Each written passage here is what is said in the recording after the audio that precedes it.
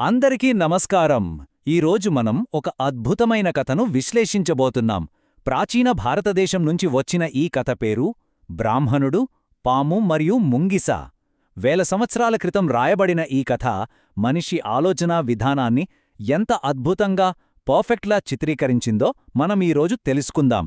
ఇది కేవలం జంతువుల గురించి చెప్పుకునే చిన్నపిల్లల కథ కాదు సుమా. మన దైనందిన జీవితంలో మనం తీసుకునే నిర్ణయాల గురించి చాలా లోతైన సందేశాన్నిచ్చే కథ ఇది. సరే, ఇక ఏమాత్రం ఆలస్యం చేయకుండా నేరుగా ఈ కథలోకి వెళ్ళిపోదామా? నిజానిజాలు నిర్ధారించుకోకుండా ఏ పనీ చెయ్యకూడదు. తొందరపడి చేస్తే దాన్ని ఎప్పటికీ వెనక్కి తీసుకోలేము కదా. ఇది ప్రపంచంలో ప్రతి ఒక్కరికి వర్తించే అక్షర సత్యం. ఉద్వేగంతో బ్లైండ్గా మనం తీసుకునే ఒక చిన్న నిర్ణయం జీవితాంతం వెంటాడే విషాదంగా ఎలా మారుతోందో ఈ వాక్యం చాలా స్పష్టంగా చెబుతోంది.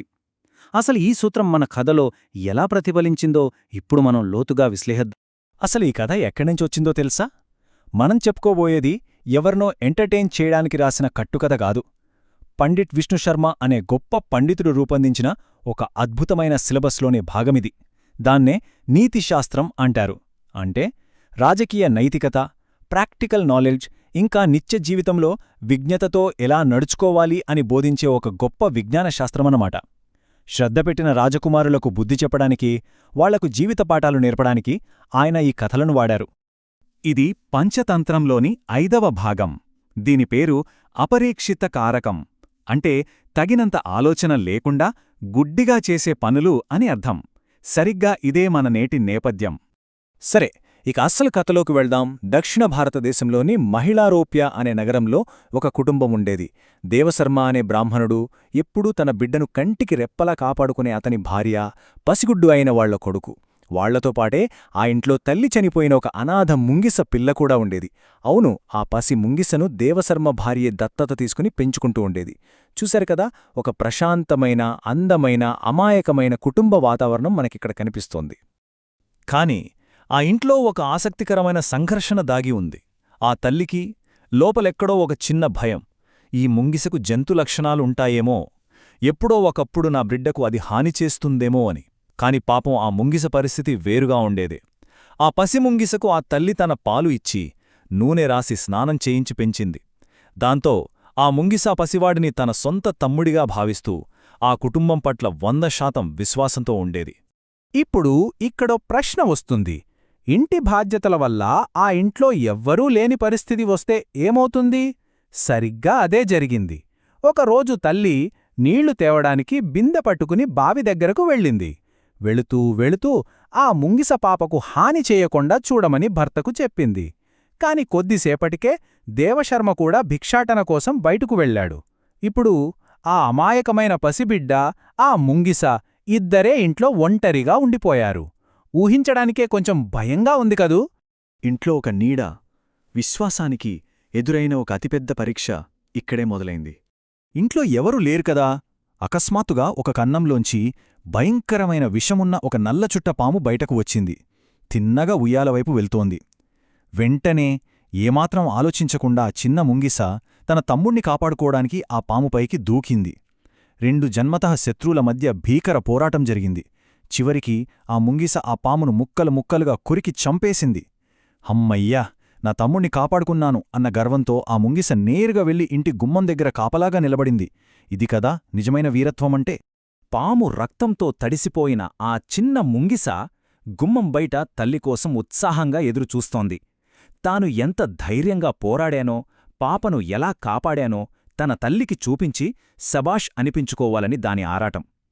ఆ ముంగిస అమాయకత్వం చూస్తుంటే, తర్వాత జరగబోయే ఆ పెను విషాదాన్ని తలుచుకుంటే మనకే కడుపు తరుక్కుపోతోంది. అసలీ విషాదం ఎలా జరిగిందంటే, నీళ్లు నింపిన బరువైన బిందెతో ఆ తల్లి ఇంటికి తిరిగి వచ్చింది. రాగానే గుమ్మం దగ్గర ఏం చూసిందంటే, రక్తమంటిన నోరు, గోళ్లతో ఉన్న ముంగిస. చూడగానే ఆమె బుర్ర పనిచేయలేదు. నా బిడ్డను ఆ ముంగిసే చంపేసింది అని ఒక భయంకరమైన నిర్ణయానికి వచ్చేసింది. క్షణం కూడా ఆలోచించలేదు. చేతిలో ఉన్న ఆ బరువైన బిందెను ఆ ముంగిస తలపైన బలంగా మోదేసింది. తన ప్రాణాలొడ్డి పాపను కాపాడిన ఆ ముంగిస అక్కడికక్కడే ప్రాణాలు వదిలింది. ఆ తర్వాత ఆమెకు ఎదురైన ఆ భయంకరమైన నిజమేంటో చూద్దాం. అపార్థానికి వాస్తవానికి మధ్య ఎంత వ్యత్యాసముందో గమనించండి. ఆ తల్లి ముంగిసను ఒక క్రూరమైన హంతకురాలిగా భావించింది. కాని వాస్తవమేంటి? లోపల పసిపాప సురక్షితంగా ప్రశాంతంగా నిద్రపోతున్నాడు.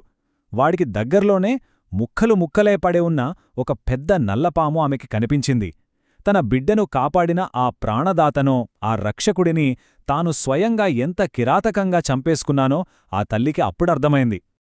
నా కన్న కొడుకునే నేను చంపుకున్నంత పాపం చేశానే అని ఆ తల్లి గుండెలు బాదుకుంటూ కుమిలిపోయింది. ఏమాత్రం ఆలోచించకుండా చేసే హింసాత్మక చర్యల తర్వాత మిగిలేది ఈ తీరని శోకం, అంతులేని అపరాధభావం మాత్రమేనని ఈ దృశ్యం మనకు కళ్లకు కట్టినట్లు చూపుతోంది. ఎంత ఏడ్చినా ఒక్కసారి జరిగిన నష్టాన్ని మనం వెనక్కి తీసుకోలేం కదా. ఈ కథ నుండి మనం నేర్చుకోవలసిన అంతిమమైన నీతి ఒకటే: ఎవరైతే తగినంత ఆలోచన లేకుండా తొందరపడే ఒక పని చేస్తారో, బ్రాహ్మణుడి భార్య ముంగిసను చంపి ఎలాగైతే బాధపడిందో వారికూడా తర్వాత అలాగే పశ్చాత్తాపపడక తప్పదు. పంచతంత్రంలోని మూలగ్రంథం నుండి మనం నేర్చుకోవాల్సిన ఒక గొప్ప తాత్విక సత్యమిది. చివరగా మనమంతా ఆలోచించాల్సిన విషయం ఒకటుంది. మన చేతుల్లో స్మార్ట్ఫోన్లు ఉండి తక్షణ ప్రతిస్పందనలు పెరిగిపోయిన ఈ ఆధునిక ప్రపంచంలో ఏది నిజమో ఏది అబద్ధమో నిర్ధారించుకోకుండానే మనం ఎంత తరచుగా ఆ ముంగిసపై నీళ్లబిందును పడేస్తున్నాం? మన కోపానికి లేదా మన భయానికి బలైపోతున్న వాస్తవాలు ఎన్నో కదా. వేల ఏళ్లనాటి ఈ ప్రాచీన విజ్ఞానాన్ని మనం ఎప్పుడూ గుర్తుంచుకుంటూ గుడ్డిగా తొందరపడే నిర్ణయాలు తీసుకునే అలవాటుని మార్చుకోవడం ఎంతైనా అవసరం. ఈ కథా విశ్లేషణ మీ ఆలోచనలకి ఖచ్చితంగా పదును పెట్టిందని ఆశిస్తున్నాను. మళ్ళీ మరో ఆసక్తికరమైన అంశంతో కలుద్దాం.